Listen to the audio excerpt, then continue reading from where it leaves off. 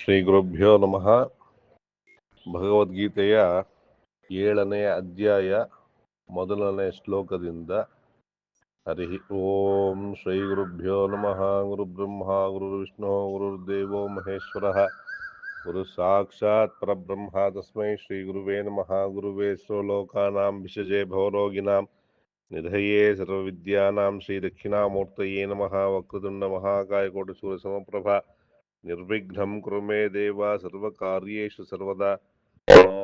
ದೇವಿ ಸರಸ್ವತಿ ವಾಜೇಭಿರ್ವಾಜಿನೀವತಿ ಧೀನಾಮವಿತ್ರೇವತು ಆನೋ ದಿವೋ ಬೃಹತಃ ಪರ್ವತಾದ ಸರಸ್ವತಿ ಯಜತಾ ಗಂತು ಯಜ್ಞಂ ವಾಗ್ದೇವ್ಯೈ ನಮಃ. ನಾರಾಯಣಂ ನಮಸ್ಕೃತ್ಯ ನರಂ ಚೈವ ನರೋತ್ತಮಂ ದೇವೀಂ ಸರಸ್ವತಿಂ ವ್ಯಾಸಂ ತತೋ ಜಯಮುದೀರಯೇತ್.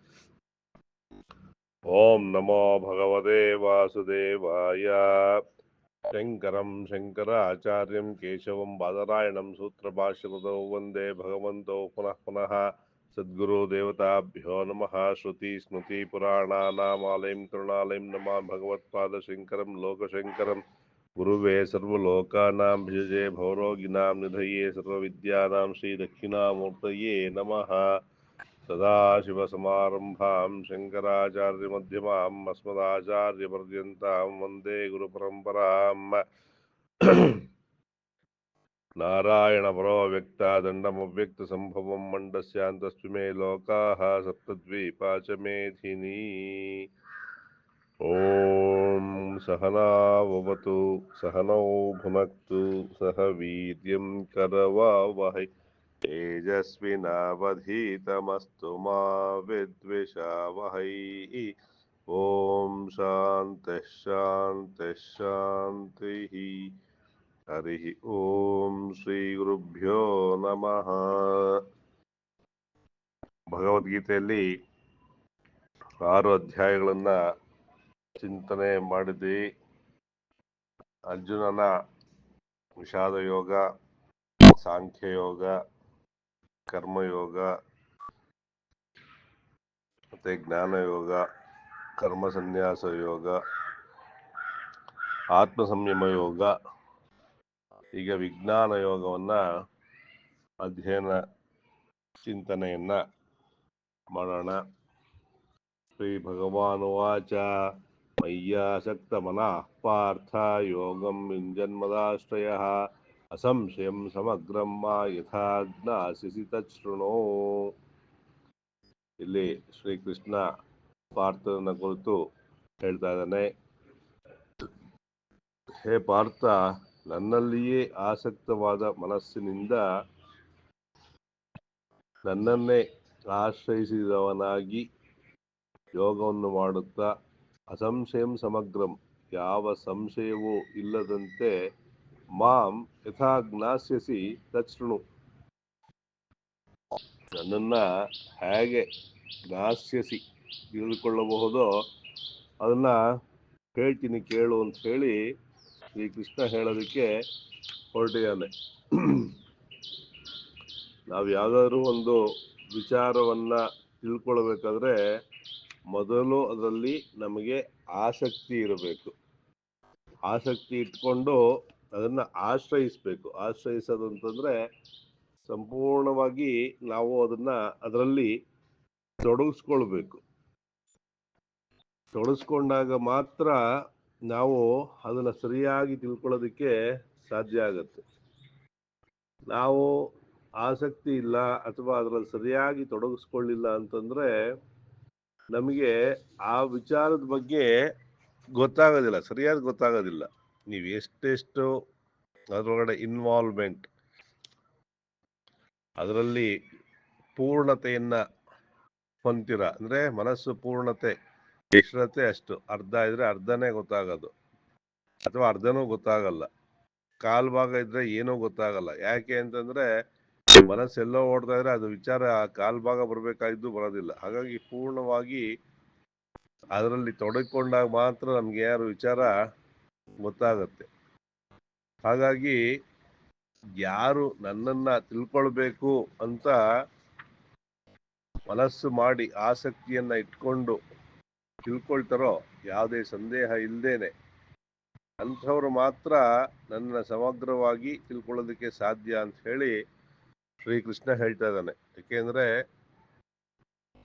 ಅವನ ವಿಭೂತಿಗಳು, ಅವನ ಬಲ, ಅವನ ಶಕ್ತಿ, ಐಶ್ವರ್ಯ ಮುಂತಾದ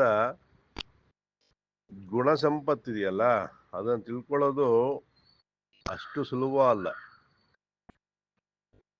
ನಮಗೆ ವೇದದಲ್ಲಿ 2 ರೀತಿಯಾದಂತಹ ಜ್ಞಾನವನ್ನ ಕೊಡ್ತಾ ಇದ್ದಾರೆ. ಒಂದು ಸಗುಣೋಪಾಸನೆ, ಇನ್ನೊಂದು ನಿರ್ಗುಣೋಪಾಸನೆ.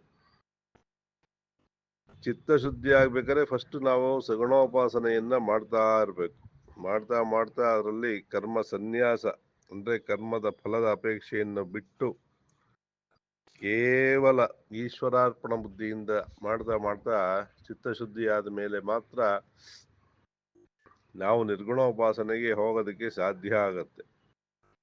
ಹಾಗೆ 2 ಗುಣಗಳು ಅಂದ್ರೆ ಸಗುಣ ನಿರ್ಗುಣ 2 ಇರ್ತಕ್ಕಂತಹ ವಿಚಾರವನ್ನು ನಾವು ತಿಳ್ಕೊಳ್ಬೇಕು ಅಂತಂದ್ರೆ ಅತ್ಯಂತವಾದಂತ ಆಸಕ್ತಿ, ಅದರಲ್ಲಿ ಆಶ್ರಯವನ್ನ ಇಟ್ಟು ನಾವು ಚಿಂತನೆಯನ್ನ ಮಾಡಬೇಕಾಗತ್ತೆ.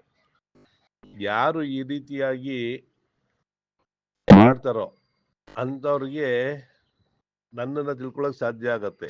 ಏಕೆಂದ್ರೆ ಮೊದಲನೇದಾಗಿ ಆಸಕ್ತಿ, ಎರಡನೇದು ಅಲ್ಲಿ ಆಶ್ರಯ ಮತ್ತು ಅಸಂಶಯಂ. ಅಸಂಶಯಂ ಅಂತಂದ್ರೆ ನಮ್ಮ ಸಂಶಯ ಇರಬಾರ್ದು, ಯಾವ ರೀತಿಯ ಸಂಶಯವನ್ನು ಇರಬಾರ್ದು. ನನಗೆ ಆಗತ್ತೋ ಇಲ್ವೋ ಅಂತಕ್ಕಂತಹ ಸಂಶಯ, ಅಥವಾ ಇದರಿಂದ ಏನ್ ಪ್ರಯೋಜನ ಅನ್ನೋ ತರದ ಸಂಶಯ. ಒಬ್ಬೊಬ್ರಿಗೆ ಒಂಥರ ಸಂಶಯ ಬರ್ಬೋದು. ಯಾವುದೇ ಸಂಶಯ ಇಲ್ಲದೆ ಪರಿಪೂರ್ಣವಾದಂತಹ ಶರಣಾಗತಿಯಿಂದ, ಪರಿಪೂರ್ಣವಾದಂತಹ ಆಸಕ್ತಿಯಿಂದ, ಪರಿಪೂರ್ಣವಾದಂತಹ ಆಶ್ರಯವನ್ನ ಪಡೆದು ನಾವು ಅಭ್ಯಾಸವನ್ನ ಮಾಡಿದ್ದೆ ಆದ್ರೆ ಆ ಭಗವಂತ ತಿಳ್ಕೊಳ್ಳೋಕೆ ಸಾಧ್ಯ ಅಂತ ಹೇಳಿ ಶ್ರೀಕೃಷ್ಣನೇ ನಮಗೆ ಅನುಗ್ರಹವನ್ನ ಮಾಡ್ತಾ ಇದ್ದಾನೆ. ಮುಂದೆ ಜ್ಞಾನಂ ತೇ ಅಹಂ ಸವಿಜ್ಞಾನಮಿದಂ ವಕ್ಷ್ಯಾಮಿ ಅಶೇಷತಃ ಯಜ್ಞಾತ್ವಾ ನೇಹ ಭೂಯೋ ಅನ್ಯಜ್ಞಾತವ್ಯಂ ಅವಶಿಷ್ಯತೆ. ಜ್ಞಾನಂ ತೇ ಅಹಂ ಸ ವಿಜ್ಞಾನಂ ಇದಂ ವಕ್ಷ್ಯಾಮಿ ಅಶೇಷತಃ. ಈ ಜ್ಞಾನವನ್ನ ವಿಜ್ಞಾನದೊಂದಿಗೆ ನಾನು ನಿನಗೆ ವಕ್ಷ್ಯಾಮಿ ಹೇಳ್ತೀನಿ. ಯಜ್ಞಾತ್ವನೇ ನ ಇಹ ಭೂಯೋ ಅನ್ಯಜ್ಞಾತವ್ಯಂ ಅವಶಿಷ್ಯತೆ. ನೀನು ಆ ವಿಚಾರವನ್ನ ಸರಿಯಾಗಿ ತಿಳ್ಕೊಂಡಿದ್ದೆ ಆದರೆ ಭೂಯೋ ಅನ್ಯಜ್ಞಾತವ್ಯಂ ಅವಶಿಷ್ಯತೆ, ನೀನು ತಿಳ್ಕೊಳ್ಬೇಕಾದಂತಹ ಪ್ರಸಂಗನೇ ಇರೋದಿಲ್ಲ ಅಂತ ಹೇಳ್ತಾನೆ. ಅಂದ್ರೆ ಅಷ್ಟು ಸ್ಪಷ್ಟವಾಗಿ ನಾನು ನಿನಗೆ ವಿಶೇಷವಾದ ಜ್ಞಾನದಿಂದ ತಿಳಿಯಪಡಿಸ್ತೀನಿ ಅಂತ ಹೇಳಿ ಶ್ರೀಕೃಷ್ಣ ಹೇಳ್ತಾನೆ. ಆ ರೀತಿ ಇರಬೇಕಾದ್ರೆ ನಾವು ಅವನಲ್ಲಿ ಎಷ್ಟು ಅನನ್ಯವಾದಂತಹ ಶ್ರದ್ಧಾ ಭಕ್ತಿ ಇರಬೇಕು ಅಂತಕ್ಕಂಥದ್ದನ್ನ ಯೋಚನೆ ಮಾಡಬೇಕಾಗತ್ತೆ. ವಿಜ್ಞಾನ, ವಿಶೇಷವಾದ ಜ್ಞಾನ ಸಹಿತಂ ಸ್ವ ಅನುಭವಯುಕ್ತಂ ಇದಂ ವಕ್ಷ್ಯಾಮಿ. ಅನುಭವ ಸಹಿತ ಅಂದ್ರೆ ನಮಗೆ ಅನುಭವಕ್ಕೆ ಬರೋ ರೀತಿಯಲ್ಲಿ ಪರಮಾತ್ಮ ಹೇಳ್ತಾನೆ ಅಂತ ಹೇಳಿ ಹೇಳ್ತಾ ಇದ್ದಾನೆ. ಯಾಕೆಂತಂದ್ರೆ ಜ್ಞಾನವೇ ಪರಮಶ್ರೇಷ್ಠವಾಗಿರೋದ್ರಿಂದ ಇಲ್ಲಿ ವಿಜ್ಞಾನ, ವಿಶೇಷವಾದ ಜ್ಞಾನವನ್ನು ಹೇಳ್ತಾ ಇರ್ಬೇಕಾದ್ರೆ ನಾವು ಅಷ್ಟು ಶ್ರದ್ಧೆಯಿಂದ ಕೇಳಬೇಕು. ಯಾವಾಗ ಶ್ರದ್ಧೆಯಿಂದ ಕೇಳ್ತೀವೋ ಅವಾಗಲೇ ನಮಗೆ ಒಂದು ಚೂರು ಸಂಶಯಕ್ಕೆ ಅವಕಾಶವೇ ಇಲ್ಲದಂತಹ ವಿಚಾರವನ್ನ ತಿಳ್ಕೊಳ್ಬಹುದು ಅಂತ ಹೇಳಿ ಶ್ರೀಕೃಷ್ಣ ಹೇಳ್ತಾ ಇದ್ದಾನೆ. ಮುಂದೆ ಮನುಷ್ಯಾಣಾಂ ಸಹಸ್ರೇಷು ಕಶ್ಚಿದ್ ಸಿದ್ಧಯೇ ಇದತಾಮಪಿ ಸಿದ್ಧಾನಾಂ ಕಶ್ಚಿನ್ಮಾಂ ವೇತ್ತಿ ತತ್ವತಃ. ಮನುಷ್ಯಾಣಾಂ ಸಹಸ್ರೇಷು, 1,000 ಜನ ಇದ್ರೆ ಅದರಲ್ಲಿ ಯಾವನೋ ಒಬ್ಬ ಪರಮಾತ್ಮ ತಿಳ್ಕೊಳ್ಳೋಕೆ ಪ್ರಯತ್ನವನ್ನ ಮಾಡ್ತಾನಂತೆ. ಯದಾಮಪಿ ಸಿದ್ಧಾನಾಂ ಕಶ್ಚಿನ್ ಮಾಂ ವೇತ್ತಿ ತತ್ವತಃ.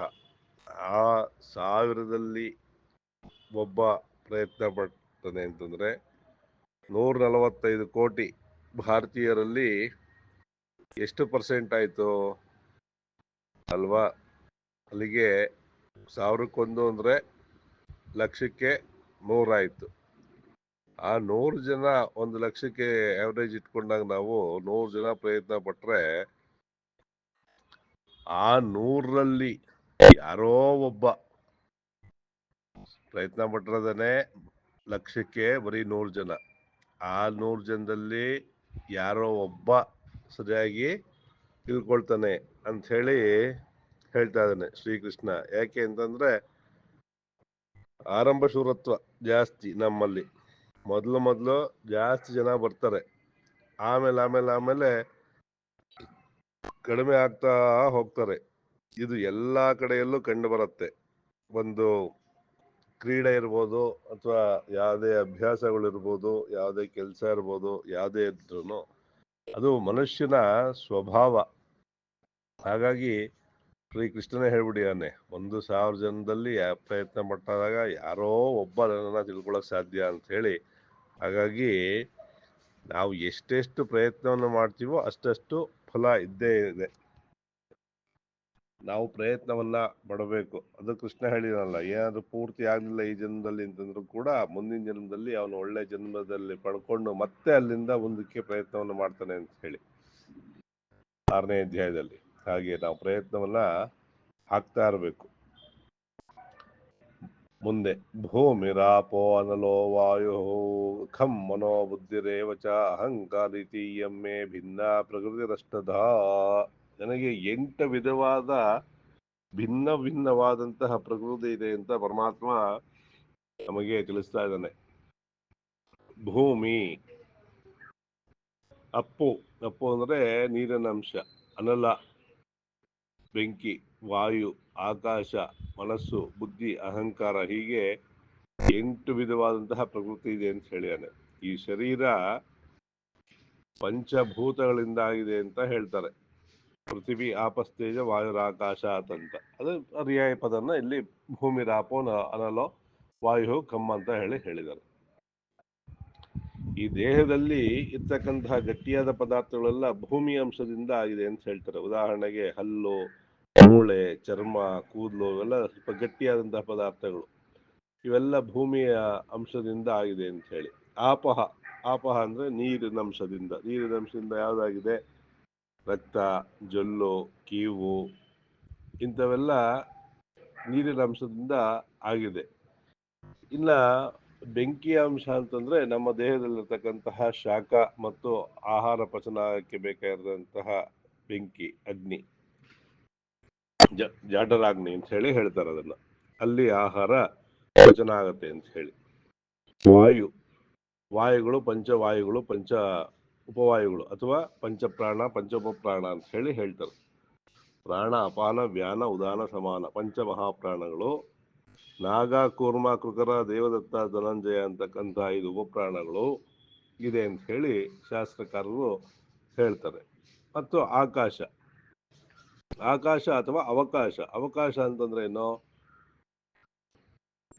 ನಮ್ಮ ದೇಹದಲ್ಲಿರ್ತಕ್ಕಂತಹ ರಂಧ್ರಗಳು, ಮೂಗು, ಕಣ್ಣು, ಕಿವಿ, ಬಾಯಿ, ಗುದ, ಉಪಸ್ಥ, ಈ ನವರಂಧ್ರಗಳು, ಜೊತೆಗೆ ಹೊಟ್ಟೆ ಒಳಗಡೆ ಅಲ್ಲಿ ಕೂಡ ಅವಕಾಶ ಅಂದ್ರೆ ತಿನ್ನಿದಂತ ಆಹಾರ ತಿರುಗಬೇಕಲ್ಲ, ಅಲ್ಲಿ ಕೂಡ ಆಕಾಶದ ಅಂಶ ಇದೆ ಅಂತ ಹೇಳಿ. ನಮಗೆ ರಕ್ತ ಸಂಚಲನ ಆಗ್ಬೇಕು ಅಂದ್ರೆ ಅಲ್ಲಿ ಗ್ಯಾಪ್ ಇರ್ಬೇಕನ್ನೇ. ಗ್ಯಾಪ್ ಇಲ್ದರ ಕಡೆ ಯಾವುದು ಹೋಗಕ್ಕಾಗಲ್ವಲ್ಲ. ಹಾಗೆ ದೇಹದಲ್ಲಿ ರಕ್ತ ಸಂಚಲನೆ ಯಾಕಾಗ್ಲಿ ಅಥವಾ ಆಹಾರ ಪಚನ ಯಾಕಾಗ್ಲಿ ಅಲ್ಲಿ ಆಕಾಶ ತತ್ವ ಇರಬೇಕು. ಅಂದ್ರೆ ಅಲ್ಲಿ ಗ್ಯಾಪ್ ಇರ್ಬೇಕು, ಕ್ಯಾವಿಟಿ ಇರ್ಬೇಕು, ಸ್ಪೇಸ್ ಇದ್ರೇನೆ ಅಲ್ಲಿ ಪಚನಾದಿಗಳು ಅಥವಾ ರಕ್ತ ಸಂಚಾರ ಇತ್ಯಾದಿಗಳೆಲ್ಲ ಆಗೋದು. ಹಾಗಾಗಿ ಈ 5 ಭೂತಗಳಿಂದ ನಮ್ಮ ದೇಹದ ರಚನೆ ಆಗಿದೆ. ಬರೀ ಇಷ್ಟಿದ್ರೆ ಸಾಕ? ಕೆಲಸ ಮಾಡೋದಕ್ಕೆ ಬುದ್ಧಿ ಇರಬೇಕು, ಅದನ್ನ ಮಾಡೋದಂತಹ ಮನಸ್ಸಿರಬೇಕು. ಇದರೆಲ್ಲ ಜೊತೆಗೆ ಅಹಂಕಾರ ಅಂತಕ್ಕಂಥದ್ದು ಇರಬೇಕು. ಯಾಕಿರಬೇಕು ಅಹಂಕಾರ ಅಂತಂದ್ರೆ, ಅಹಂ ಅಂದ್ರೆ ನನ್ನದು, ನಾನು ಅಂತಕ್ಕಂಥದ್ದು. ಮಮ ಅನ್ನತಕ್ಕಂಥದ್ದು ಇಲ್ಲ ಅಂತಂದ್ರೆ ಯಾರೂ ತೊಡಗಿಸ್ಕೊಳ್ಳೋದಿಲ್ಲ, ಕಾರ್ಯಪ್ರವೃತ್ತರಾಗೋದಿಲ್ಲ ಅಲ್ವಾ. ಕೆಲವು ವಸ್ತುಗಳಾಗಿರ್ಬೋದು, ವ್ಯಕ್ತಿ ಆಗಿರ್ಬೋದು, ವಿಷಯ ಆಗಿರ್ಬೋದು, ನನ್ನದು ಅಂತ ಬಂದಾಗ ಅದಕ್ಕೆ ಹೆಚ್ಚಿನ ಕಾಳಜಿಯನ್ನ ತಗೊಳ್ತಾನೆ. ಅದನ್ನ ಉಳಿಸೋಕ್ಕಾಗಲಿ, ಬೆಳೆಸೋದಕ್ಕಾಗಲಿ, ಬಳಸೋಕ್ಕಾಗಲಿ ಎಲ್ಲಾನು. ಹಾಗೆ ಈ ಅಷ್ಟ ಪ್ರಕೃತಿಯ ಉಳ್ಳದ್ದಾಗಿದೆ, ಅಥವಾ ನಾನು ಅಷ್ಟ ಪ್ರಕೃತಿಯನ್ನ ಹೊಂದಿದ್ದೀನಿ ಅಂತ ಹೇಳಿ ಹೇಳ್ತಾ ಇದ್ದಾನೆ. ಎಲ್ಲದರಲ್ಲೂ ಆ ಚೇತನ ಅಂತಕ್ಕಂಥದ್ದು ಇರಲೇಬೇಕು. ಆ ಚೇತನ ಅಂತಕ್ಕಂಥದ್ದಿಲ್ಲ ಅಂತಂದ್ರೆ ಯಾವುದು ಕೆಲಸ ಮಾಡೋದಿಲ್ಲ ನಮ್ಮಲ್ಲಿ. ಆ ಜಡ ವಸ್ತು ಅಂತ ಏನಾದ್ರು ಇದೆ ಅಂತಂದ್ರೂ ಕೂಡ ಆ ಜಡದಲ್ಲೂ ಆ ಚೇತನ ಅಥವಾ ಪರಮಾತ್ಮ ಇದ್ದಾನೆ ಅಂತಾನೆ ಶಾಸ್ತ್ರಕಾರರು ಹೇಳೋದು. ಹಾಗಾಗಿ ಈ ಅಷ್ಟ ವಿಧವಾದಂತಹ ಪ್ರಕೃತಿ ಇದೆ, ನನ್ನ ಪ್ರಕೃತಿ ಈ ರೀತಿಯಾಗಿ ಭಿನ್ನ ಭಿನ್ನವಾಗಿದೆ ಅಂತ ಹೇಳಿ ಶ್ರೀಕೃಷ್ಣ ನಮಗೆ ಬೋಧನೆಯನ್ನ ಮಾಡ್ತಾ ಇದ್ದಾನೆ. ಮುಂದೆ ಅಪರೇಯಮಿತಸ್ತ್ವನ್ಯಾಂ ಪ್ರಕೃತಿಂ ವಿದ್ಧಿ ಮೇ ಪರಾಂ ಜೀವಭೂತಾಂ ಮಹಾಬಾಹೋ ಯಯೇದಂ ಧಾರ್ಯತೆ ಜಗತ್. ಅಪರೇಯಂ ಇತಸ್ತ್ ಅನ್ಯಾಂ ಪ್ರಕೃತಿಂ ವಿದ್ಧಿ ಮೇ ಪರಾಂ. ಇದು ಏನು ಪ್ರಕೃತಿ ಇದೆಯಲ್ಲ, ಇದು ಕೀಳಾಗಿದೆ ಅಂತ ಹೇಳಿ ಹೇಳ್ತಾರೆ. ಇದಕ್ಕಿಂತ ಬೇರೆ ಇದಾಗಿರುವ ನನ್ನ ಹೆಚ್ಚಿನ ಪ್ರಕೃತಿಯನ್ನ ನೀ ತಿಳ್ಕೊ ಅಂತ ಹೇಳಿ ಹೇಳ್ತಾನೆ. ಜೀವಭೂತ ಮಹಾಬಾಹೋ ಏದಂ ಧಾರ್ಯತೆ ಜಗತ್ತು. ಹೇ ಪಾರ್ಥ, ನಾನು ಈ ಒಂದು ಕೀಳಾದಂತಹ ಪ್ರಕೃತಿಯಲ್ಲಿ ಜೀವನಾಗಿ ಇದ್ದುಕೊಂಡು ಅದರಿಂದ ಈ ಜಗತ್ತನ್ನು ಧರಿಸಲ್ಪಟ್ಟಿದ್ದೀನಿ ಅಂತ ಹೇಳಿ ಹೇಳ್ತಾ ಇದ್ದಾನೆ. ಯಾತಕ್ಕೆ ಅಂತಂದ್ರೆ ಪರ ನಿಕೃಷ್ಟ ಅನರ್ಥಕಾರಿ ಸಂಸಾರ ಬಂಧನಾತ್ಮಿಕ ಇಯಂ. ಈ ದೇಹ ಇದೆಯಲ್ಲ, ಇದು ಸಂಸಾರಕ್ಕೆ ಬಂಧನವಾಗಿರ್ತಕ್ಕಂಥದ್ದು. ಇತಃ ಅಸ್ಯ ಯಥೋಕ್ತ ಅಯಂತು ಅನ್ಯಾಂ ಶುದ್ಧಾಂ ಪ್ರಕೃತಿ. ಇದಕ್ಕಿಂತ ವಿಶುದ್ಧವಾದಂತಹ ಪ್ರಕೃತಿ ಇದೆ. ಅದ್ಯಾವುದು? ಆತ್ಮಭೂತಾಂ ಯೇ ವಿದ್ಧಿ ಕ್ಷೇತ್ರಜ್ಞ ಲಕ್ಷಣಾಂ. ಕ್ಷೇತ್ರಜ್ಞನಾಗಿರ್ತಕ್ಕಂತಹ ನಾನು ನನ್ನ ವಿಭಿನ್ನವಾಗಿರ್ತಕ್ಕಂತಹ ಅಂಶದಿಂದ ಇದ್ದೇನೆ, ಅದನ್ನ ಹೇಳ್ತೀನಿ ತಿಳ್ಕೊ ಅಂತ ಹೇಳಿ ಹೇಳ್ತಾ ಇದ್ದಾನೆ. ಯಾತಕ್ಕೆ ಅಂತಂದ್ರೆ ಇದನ್ನ ಯಾಕೆ ಕೀಳು ಪ್ರಕೃತಿ ಅಂತ ಹೇಳಿ ಅಪರಯ್ಯಂ ಇದಸ್ತು ಅನ್ಯಾಂ ಕೃತಿಂ ವಿದ್ಧಿ, ಇದಕ್ಕಿಂತ ಬೇರೆ ಆಗಿರ್ತಕ್ಕಂತಹ ನನ್ನ ಪ್ರಕೃತಿ ಇದೆ ಅಂತ ಹೇಳಿ ಹೇಳ್ತಾ ಇದ್ದಾನೆ. ಇದು ನಿಕೃಷ್ಟ ಅಂತ ಯಾಕೆ ಹೇಳ್ದ ಅಂತಂದ್ರೆ ಮನುಷ್ಯ ಅಥವಾ ಆ ದೈವಾಂಶವೇ ಅಂಶಾವತಾರ, ಶ್ರೀಕೃಷ್ಣಂದ ಅಂಶಾವತಾರ. ಯಾತಕ್ಕೆ ಅಂತಂದ್ರೆ ಶರೀರ ಧಾರಣೆ ಮಾಡಿದಂತಹ ಆ ಒಂದು ಸಚ್ಚಿತ್ತಾನಂದವಾಗಿರ್ತಕ್ಕಂತಹ ಬ್ರಹ್ಮ ಇದೆಯಲ್ಲ, ನಿರಾಕಾರ ಬ್ರಹ್ಮ ಇದೆಯಲ್ಲ, ಅದ್ರ ಮೇಲೆ ಆರೋಪ ಮಾಡೋಕ್ಕಾಗಲ್ಲ. ನೋಡಿ, ಕೃಷ್ಣಾವತಾರದಲ್ಲೂ ಅನೇಕವಾದಂಥ ಅಪವಾದವನ್ನ ಮಾಡ್ತಾರೆ, ರಾಮಾವತಾರದಲ್ಲೂ ಅನೇಕ ವಿಧವಾದಂಥ ಅಪವಾದವನ್ನ ಮಾಡ್ತಾರೆ. ಹಾಗಾಗಿ ಇದು ನಿಕೃಷ್ಟ ಅಂತ ಚಿಂತನೆ ಮಾಡಬಹುದು. ಯಾವುದು ನಿರಾಕಾರವಾಗಿದೆಯೋ ಅದು ಉತ್ತಮವಾದದ್ದು ಅಂತ ಹೇಳಿ. ಏತದ್ಯೋನೀನಿ ಭೂತಾನಿ ಸರ್ವಾಣಿ ಇತ್ಯುಪಧಾರಯ ಅಹಂ ಕೃಷ್ಣಸ್ಯ ಜಗತಃ ಪ್ರಭವಃ ಪ್ರಳಯಸ್ತಥಾ. ಏತದ್ ಯೋನೀನಿ ಭೂತಾನಿ, ಏತದ್ ಯೋನೀನಿ ಭೂತಾನಿ, ಈ ಎಲ್ಲ ಭೂತಗಳು ಇದೆಯಲ್ಲ, ಇವೆಲ್ಲ ಸರ್ವಾಣಿ ತ್ಯುಪಧಾರಯ, ಇದರಿಂದ ಉಂಟಾಗಿದೆ ಅಂತ ಹೇಳಿ ತಿಳ್ಕೊ. ಅಹಂ ಕೃಷ್ಣಸ್ಯ ಜಗದ ಪ್ರಭವ ಪ್ರಳಯಸ್ತುತ, ಈ ಜಗತ್ತಿಗೆಲ್ಲ ಪ್ರಭವನೂ ಪ್ರಳಯನೂ ನಾನೇ ಆಗಿದ್ದೀನಿ ಅಂತ ಹೇಳಿ ಹೇಳ್ತಾ ಇದ್ದಾನೆ. ಹೇಗೆ ಅಂತಂದ್ರೆ ಇದಕ್ಕೆ ವಿಶ್ವರೂಪ ದರ್ಶನವನ್ನು ನೋಡಿದಾಗ ಗೊತ್ತಾಗುತ್ತೆ. ಒಂದು ಕಡೆ ಸೃಷ್ಟಿ ಆಗ್ತಾ ಇದೆ, ಅದೇ ಮಹಾಶಕ್ತಿಯಾದಂತಹ ಆ ವಿಶ್ವರೂಪ ದರ್ಶನದಿಂದ ಒಂದ್ ಕಡೆ ಜನನ ಆಗ್ತಾ ಇದೆ, ಇನ್ನೊಂದ್ ಕಡೆ ನುಗ್ತಾ ಇದ್ದಾನೆ.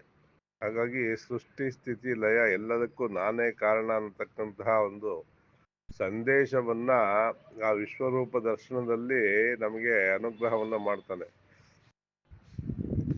ನಾವು ಪುರಾಣಗಳಲ್ಲಿ ಬ್ರಹ್ಮ ವಿಷ್ಣು ಮಹೇಶ್ವರ ಬೇರೆ ಬೇರೆ ಅಂತ ಪುರಾಣಗಳು ಹೇಳಿದ್ರು ಕೂಡ ವೇದಾಂತ ರೀತಿಯಾಗಿ ಆ ಒಂದು ಅಚಿಂತ್ಯವಾದ ಮತ್ತು ವಾಕಿಗೆ ಸಿಗದಂತಹ ಒಂದು ಶುದ್ಧವಾದಂತಹ ಚೇತನ ಇದು ಅಂತ ಹೇಳಿ ವೇದಾಂತದಲ್ಲಿ ಹೇಳ್ತಕ್ಕಂಥದ್ದು. ಹಾಗೆ ಸರ್ವಭೂತಗಳು ಈ ಒಂದು ಪ್ರಕೃತಿಯಿಂದನೇ ಉಂಟಾಗಿದೆ, ಅಥವಾ ಆ ಶಕ್ತಿ ಆ ನಿರಾಕಾರ ಬ್ರಹ್ಮದಿಂದಲೇ ಸೃಷ್ಟಿಯಾಗಿದೆ, ಮತ್ತೆ ಇದಕ್ಕೆಲ್ಲವೂ ಪ್ರಭುವು ಪ್ರಲಯವನ್ನು ಎರಡು ನಾನೇ ಆಗಿದ್ದೀನಿ ಅಂತ ಹೇಳಿ ಶ್ರೀಕೃಷ್ಣ ಹೇಳ್ತಾ ಇದ್ದಾನೆ. ಮತ್ತ ಪರತರಂ ನಾನ್ಯತ್ ಕಿಂಚಿದಸ್ತಿ ಧನಂಜಯ ಮೈ ಸರ್ವಮಿದಂ ಪ್ರೋತಂ ಸೂತ್ರೇ ಮಣಿಗಣ ಇವ. ಮತ್ತಃ ಪರತರಂ ನ ಅನ್ಯತ್, ಇದಕ್ಕಿಂತ ಬೇರೆ ಯಾವುದೂ ಇರೋದಿಲ್ಲ. ಮಯಿ ಸರ್ವಮಿದಂ ಪ್ರೋತಂ ಸೂತ್ರೇ, ನನ್ನಲ್ಲಿ ಇದೆಲ್ಲವೂ ಯಾವ ತರ ಇದೆ ಅಂತಂದ್ರೆ ಸೂತ್ರೆ ಮಣಿಗಣ ಇವ, ದಾರದಲ್ಲಿ ಮಣಿಗಳನ್ನ ಪೋಣಿಸಿದ ಹಾಗೆ ಪೋಣಿಸಲ್ಪಟ್ಟಿರುತ್ತವೆ ಅಂತ ಹೇಳಿ. ಈಗ ಒಂದು ಸರ ಅಂತ ತಗೊಂಡ್ರೆ ಅದರ ಅನೇಕ ವಿಧವಾದಂತಹ ಮಣಿಗಳಿರುತ್ತೆ ಅಥವಾ ರತ್ನಗಳಿರುತ್ತೆ. ಆ ರತ್ನಗಳು ಅನೇಕ ಬಣ್ಣದ್ದಾಗಿರುತ್ತೆ, ಬೇರೆ ಬೇರೆ ಶೇಪ್ ಅಲ್ಲಿರುತ್ತೆ, ಆಕಾರದಲ್ಲಿ ಬೇರೆ ಬೇರೆ ರೂಪದಲ್ಲಿರುತ್ತೆ. ಡಿಸೈನು, ಕಲರು, ಶೇಪು ಎಲ್ಲ ಚೇಂಜಸ್ ಇದ್ರೂ ಕೂಡ ಅದೆಲ್ಲ ಸೇರಿ ಒಂದು ದಾರಕ್ಕೆ ಪೋಣಿಸ್ಬಿಟ್ಟಾಗ ಅದನ್ನ ಸರ ಅಂತಾನೆ ಹೇಳೋದು ಅಲ್ವಾ. ಆ ರೀತಿಯಾಗಿ ಭಗವಂತನ ನಾನಾ ವಿಧವಾದಂತಹ ಏನೋ ರೂಪ ಗುಣಗಳು ಎಲ್ಲ ಇವೆಯೋ ಎಲ್ಲವೂ ಒಂದು ದಾರದಲ್ಲಿ ಪೋಣಿಸಿರ್ತಕ್ಕಂತಹ ಮಣಿಗಳ ರೀತಿಯಲ್ಲಿ ಇದೆ ಅಂತ ಹೇಳಿ ಹೇಳ್ತಾ ಇದ್ದಾನೆ. ಅಹಮೇವ ಜಗತ್ ಕಾರಣಂ, ಏಕೆಂದ್ರೆ ಈ ಜಗತ್ಗೆ ಕಾರಣವು ಯಾರು ಅಂದ್ರೆ ನಾನೇ ಅಂತ ಹೇಳಿ ಶ್ರೀಕೃಷ್ಣ ಹೇಳ್ತಾ ಇದ್ದಾನೆ. ಹಾಗಾಗಿ ನಾನೇ ಪರಮೇಶ್ವರ, ನನ್ನಲ್ಲದೆ ಬೇರೆ ಯಾವುದನ್ನು ಇಲ್ಲ ಅಂತ ಹೇಳಿ ಶ್ರೀಕೃಷ್ಣ ಹೇಳ್ತಾ ಇದ್ದಾನೆ. ಮುಂದೆ ಅವನ ವಿಭೂತಿಗಳನ್ನ ಹೇಳಕ್ಕೆ ಹೊರಟಿದ್ದಾನೆ. ವಿಭೂತಿ ಅಂತಂದ್ರೆ ವಿಶೇಷವಾದಂತಹ ಐಶ್ವರ್ಯಗಳು. ರಸೋಹಂ ಅಪ್ಸು ಕೌಂತೆಯ ಪ್ರಭಾಸ್ಮಿ ಶಿಶಿಸೂರ್ಯಯೋ ಪ್ರಣವ ಸರ್ವವೇದೇಶೋ ಶಬ್ದ ಖೇ ಪೌರುಷಂ ಋಷು. ಯಾವ್ಯಾವ್ದ್ರಲ್ಲಿ ನಾನು ಏನೇನಾಗಿದ್ದೀನಿ ಅಂತ ಹೇಳಿ ಶ್ರೀಕೃಷ್ಣ ಹೇಳೋದಕ್ಕೆ ಹೊರಟಿದ್ದಾನೆ. ರಸೋ ಅಹಂ ಅಪ್ಸು, ಈ ನೀರಿನ ಅಂಶ ಇದೆಯಲ್ಲ ಅಥವಾ ಅಪ್ಪು ಅಂತ ಏನಿದೆ ಅದರಲ್ಲಿ ರಸಾಮು ನಾನೇ ಆಗಿನಿ ಅಂತ ಹೇಳಿ. ಈ ನೀರು ಅಂತಂದ್ರೆ ಮಿನರಲೈಸ್ಡ್ ಅಂಡ್ ಮಿನರಲೈಸ್ಡ್ ಎರಡು ವಾಟರ್ ಇದೆಯಲ್ಲ. ಸೊ ಡಿಮಿನರಲ್ ವಾಟರ್, DM ವಾಟರ್ ಅಂತ ಹೇಳ್ತಾರೆ. ಡಿಮಿನರಲೈಸ್ಡ್ ವಾಟರ್ನ ನಾವು ಕುಡಿಯೋದಕ್ಕೆ ಬರೋದಿಲ್ಲ. ಅದೇನಿದ್ರು ಈ ಬ್ಯಾಟ್ರಿಗೆ ಹಾಕ್ತಾರೆ. ನಮ್ಗೆಲ್ಲ ನೀರಲ್ಲಿ ಮಿನರಲ್ ಇರಬೇಕು. ಆ ರಸ ನಾನೇ ಆಗಿನಿ ಅಂತ ಹೇಳ್ತಾರೆ. ಯಾಕೆಂದ್ರೆ ಅದರಲ್ಲಿ ಮಿನರಲ್ಸ್ ಖನಿಜಗಳು ಇಲ್ಲ ಅಂತಂದ್ರೆ ಅದು ಉಪಯೋಗ ಬರೋದಿಲ್ಲ. ಆ ಖನಿಜಗಳು ಇದ್ದಾಗಲೇ ಈ ದೇಹಕ್ಕೆ ಶಕ್ತಿ ಬರೋದು. ಆ ಖನಿಜ ಏನಿದೆ ಅಥವಾ ರಸ ಏನಿದೆ ಅದು ನಾನೇ ಆಗಿನಿ ಅಂತ ಹೇಳಿ ಶ್ರೀಕೃಷ್ಣ ಹೇಳ್ತಾ ಇದ್ದಾನೆ. ಪ್ರಭಾಸ್ಮಿ ಶಶಿ ಸೂರ್ಯಯೋಹು, ಆ ಚಂದ್ರ ಸೂರ್ಯರು ಏನು ಬೆಳಗ್ತಾ ಇದಾರಲ್ಲ ಆ ಬೆಳಕಿಗೆ ಕಾರಣ ನಾನೇ. ಅಂದ್ರೆ ಆ ಪ್ರಭೆ, ಆ ಸೂರ್ಯನಿಂದ ಆ ಪ್ರಭೆ ಬರ್ಬೇಕಾಗ್ಲಿ ಅಥವಾ ಚಂದ್ರನಿಂದ ಆ ಪ್ರಭೆ ಬರ್ಬೇಕಾಗ್ಲಿ ಅದಕ್ಕೆ ಕಾರಣ ನಾನೇ ಅಂತ ಹೇಳಿ ಶ್ರೀಕೃಷ್ಣ ಹೇಳ್ತಾ ಇದ್ದಾರೆ. ನನ್ನಿಂದ ಅದು ಬೆಳಗ್ತಾ ಇದೆ, ಸೂರ್ಯಚಂದ್ರರು ಬೆಳಗ್ತಾ ಇದ್ದಾರೆ ಅಂತ ಹೇಳಿ ಹೇಳ್ತಾನೆ. ಪ್ರಣವಃ ಸರ್ವ ವೇದೇಶು, ಎಲ್ಲ ವೇದಗಳು ಕೂಡ ಓಂಕಾರದಿಂದಲೇ ಆರಂಭ ಆಗತ್ತೆ. ಅಥವಾ ಒಬ್ಬ ಬಿಲ್ಲುಗಾರ ಬಿಲ್ಲನ್ನ ಬಿಡಬೇಕಾದ್ರೂ ಕೂಡ ಶಸ್ತ್ರ ಅಸ್ತ್ರ ಅಂತ ಎರಡಿದೆ. ಶಸ್ತ್ರ ಅಂತಂದ್ರೇನೋ ಮಾಮೂಲಿ ಬಿಲ್ಲು ಬಾಣ, ಅಸ್ತ್ರ ಅಂದ್ರೆ ಅದಕ್ಕೆ ಮಂತ್ರ ಪ್ರಯೋಗವನ್ನು ಮಾಡ್ತಕ್ಕಂಥದ್ದು ಅಸ್ತ್ರ.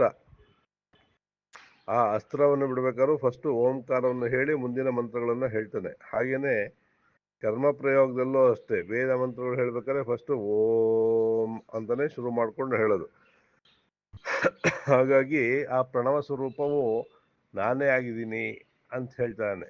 ಶಬ್ದ ಖೇ, ಆಕಾಶದಲ್ಲಿ ಶಬ್ದ ನಾನೇ ಆಗಿದ್ದೀನಿ ಅಂತ ಹೇಳಿ ಹೇಳ್ತಾನೆ.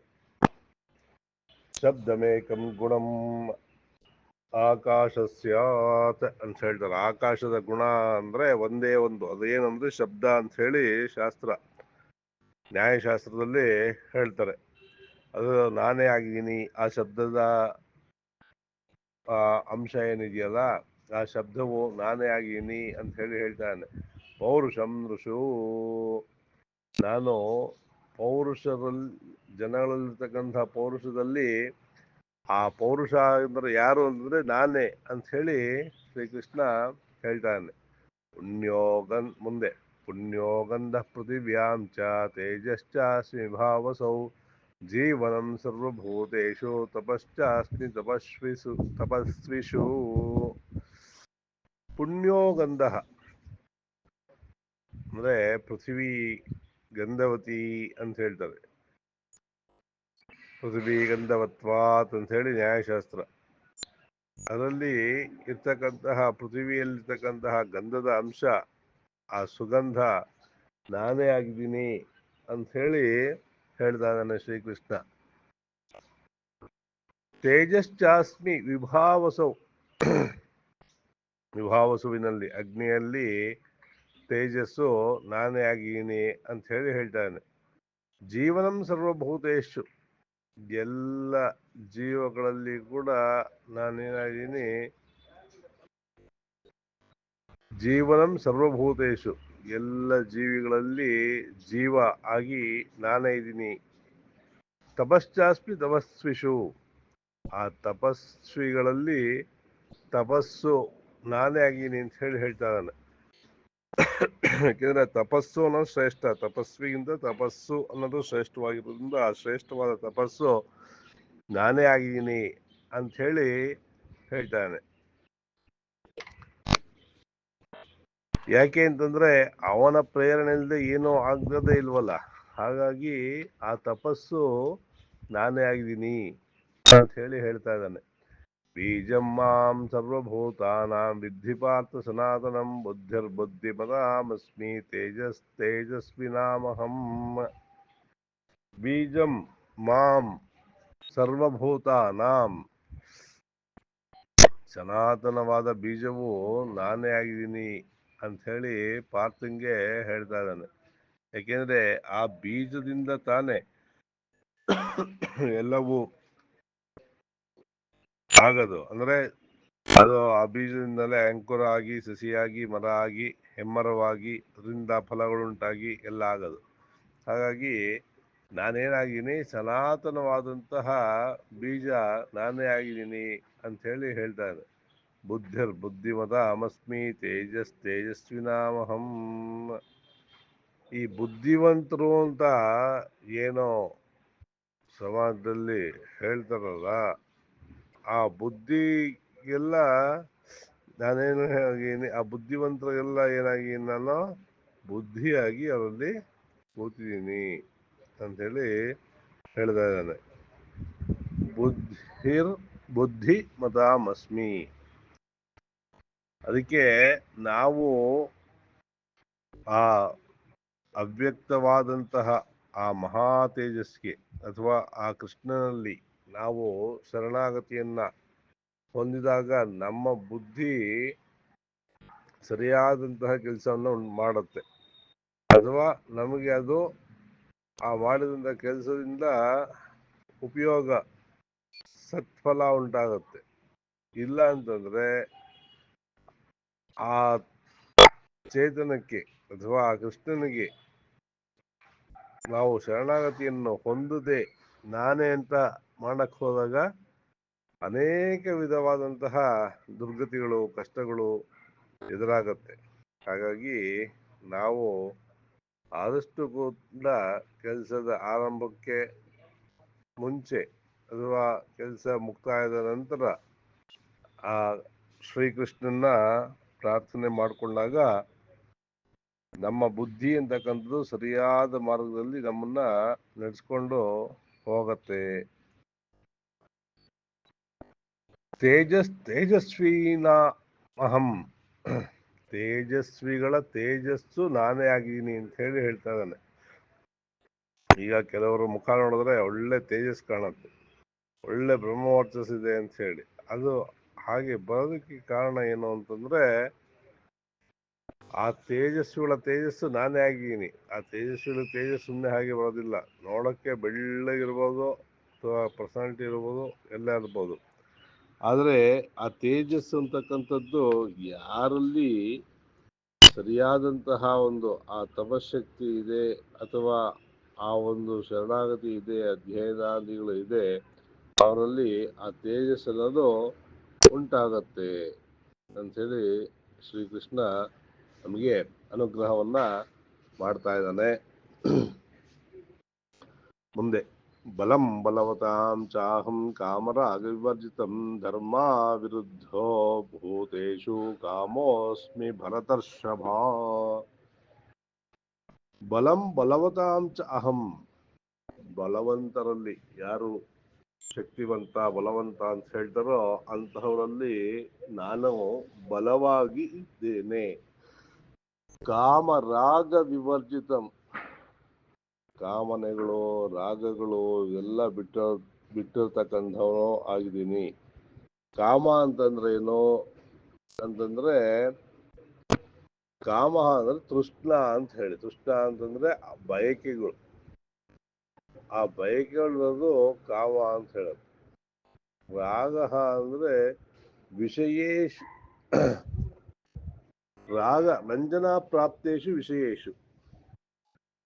ಯಾವುದೋ ಒಂದು ವಿಚಾರದಲ್ಲಿ ನಮಗೆ ಯಾವುದು ರಂಜನೆಯನ್ನು ಕೊಡ್ತಾರೋ ಅದು ರಾಗ, ಅಥವಾ ನಮಗೆ ಒದಗಿ ಬಂದಿರುವ ವಿಷಯದಲ್ಲಿ ರಂಜನೆಯನ್ನು ಕೊಡುತ್ತಲ್ಲ ಅದು ಏನಂತೆ ಕಾಮರಾಗ. ಎರಡನ್ನು ಬಿಟ್ಟವನು ಧರ್ಮ ಅವಿರುದ್ಧೋ ಭೂದೇಶು ಕಾಮೋಸ್ಮಿ ಭರತರ್ಷಭ.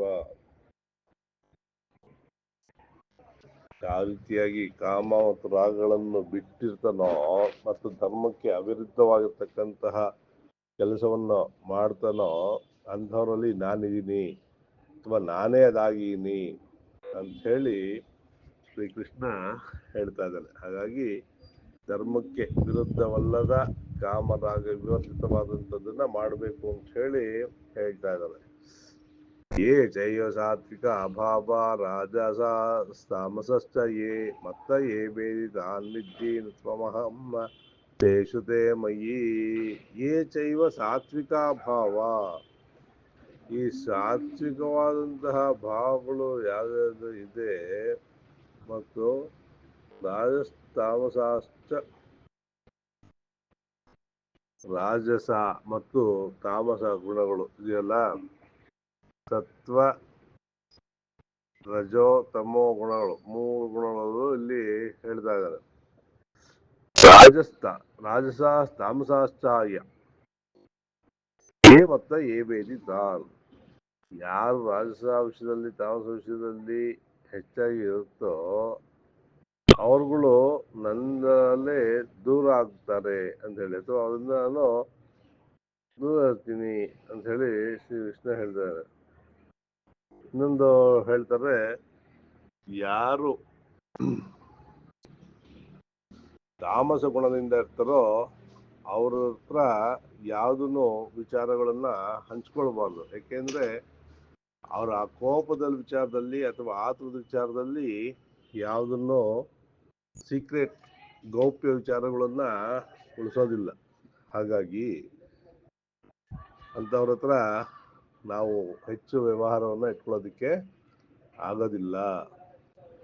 ಮುಂದೆ त्रिभिर्गुणमयैर्भावैरेभिः सर्वमिदं जगतो मोहितं नाभिजानाति मामेभ्यः परमव्ययम् मंद त्रिभिर्गुणं ये भावैः येभिः सर्वमिदं जगತ್ತು ಮೂರು ಗುಣಗಳಿಂದ ಅಥವಾ ಮೂರು ಭಾವನೆಗಳಿಂದ ಈ ಜಗತ್ತೆಲ್ಲ ಏನಾಗಿದೆ, ಮೋಹಿತವಾಗೋಗಿದೆ. ಮೋಹಿತ ನಾ ಅಭಿಜಾನಾತಿ ಮಾಮೇಭ್ಯ ಪರಮವ್ಯಯಂ. ಸತ್ವತಮ ರಜೋ ಗುಣಗಳೆಂಬ ಈ ಗುಣಗಳಿಂದ ಕೂಡಿರ್ತಕ್ಕಂತಹ ಪ್ರಪಂಚ ಏನಾಗಿದೆ ಅಂತಂದ್ರೆ ನನ್ನ ತಿಳ್ಕೊಳ್ಳೋದಕ್ಕೆ ಆಗ್ತಾ ಇಲ್ಲ. ಅವ್ಯಯನಾಗಿರುವ ನನ್ನನ್ನು, ಸೇವೆ ಆಗದಿರ್ತಕ್ಕಂತಹ ನನ್ನನ್ನ ತಿಳ್ಕೊಳ್ಳೋದಕ್ಕೆ ಸಾಧ್ಯ ಇದೆ. ಯಾಕೆಂದ್ರೆ ಇದು ಪುರಾತನವಾದಂಥದ್ದು ಅಥವಾ ಇದು ಅವ್ಯಯವಾಗಿದೆ ಮತ್ತು ವಾಕ್ಗೆ ಅಗೋಚರವಾಗಿದೆ, ಅವ್ಯಕ್ತವಾಗಿದೆ. ಅಂತಹ ಈ ಒಂದು ಪರಮಾತ್ಮನ ವಿಭೂತಿಯನ್ನ ಅಥವಾ ಅವನನ್ನು ನಾವು ತಿಳ್ಕೊಳ್ಳೋದಕ್ಕೆ ಯಾಕೆ ಸಾಧ್ಯ ಆಗ್ತಾ ಇಲ್ಲ ಅಂತಂದ್ರೆ ನಮ್ಮಲ್ಲಿ ಈ ಸತ್ವತಮ ರಜೋಗುಣಗಳು ನಮ್ಮನ್ನ ಮಾಯೆಗೆ ಒಳಪಡಿಸ್ಬಿಟ್ಟಿದೆ, ಮರೆ ಮಾಚಿದೆ ಸಾತ್ವಿಕಕ್ಕೆ ಹೋಗೋದಕ್ಕೆ. ಹಾಗಾಗಿ ಆದಷ್ಟು ನಾವು ಸಾತ್ವಿಕವಾಗಿ ವಿಚಾರವನ್ನ ಮಾಡೋದಕ್ಕೇನೆ ಪ್ರಯತ್ನ ಪಡ್ತಾ ಇರ್ಬೇಕು. ಹಾಗೆ ಮಾಡಿಲ್ಲ ಅಂತಂದ್ರೆ ನಮಗೆ ಆ ಪರಮಾತ್ಮನ ತಿಳ್ಕೊಳ್ಳೋದಕ್ಕೆ ಸಾಧ್ಯ ಆಗೋದಿಲ್ಲ. ಹಾಗಾಗಿ ನಾವು ಆದಷ್ಟು ಪ್ರಯತ್ನ ಪೂರ್ವಕವಾಗಿ ಆ ಗುಣಗಳನ್ನ ಕಡಿಮೆ ಮಾಡ್ಕೊಳ್ತಾ ಬರಬೇಕು. ಯಾವ ಗುಣ? ಸತ್ವತಮ ರಜೋಗುಣಗಳನ್ನ. ಸತ್ವ ಅಂತಕ್ಕಂಥದ್ದು ಬಹಳ ಉತ್ಕೃಷ್ಟವಾದಂತಹ ಒಂದು ಗುಣವಾದ್ರೂ ಕೂಡ ತ್ರಿಗುಣ ಅತೀತವಾಗಬೇಕು ಅಂತಾನೆ ಹೇಳುತ್ತೆ ಶಾಸ್ತ್ರ. ಹಾಗಾಗಿ ಮುಖ್ಯವಾಗಿ ನಾವು ರಜೋಗುಣವನ್ನ ತಮೋಗುಣವನ್ನ ಕಡಿಮೆ ಮಾಡ್ತಾ ಮಾಡ್ತಾ ಬಂದಾಗ ಆ ಪರಮಾತ್ಮನ ಕಡೆಗೆ ತಿರುಗೋದಕ್ಕೆ ಅಥವಾ ಅವನ ಬಗ್ಗೆ ನಾವು ಒಂಚೂರು ತಿಳ್ಕೊಳ್ಳೋದಕ್ಕೆ ಶಕ್ತರಾಗ್ತೀವಿ ಅಂತ ಹೇಳ್ತಾ ಇವತ್ತಿನ ಚಿಂತನೆಯನ್ನ ಇಲ್ಲಿಗೆ ಮುಗಿಸ್ತೀನಿ.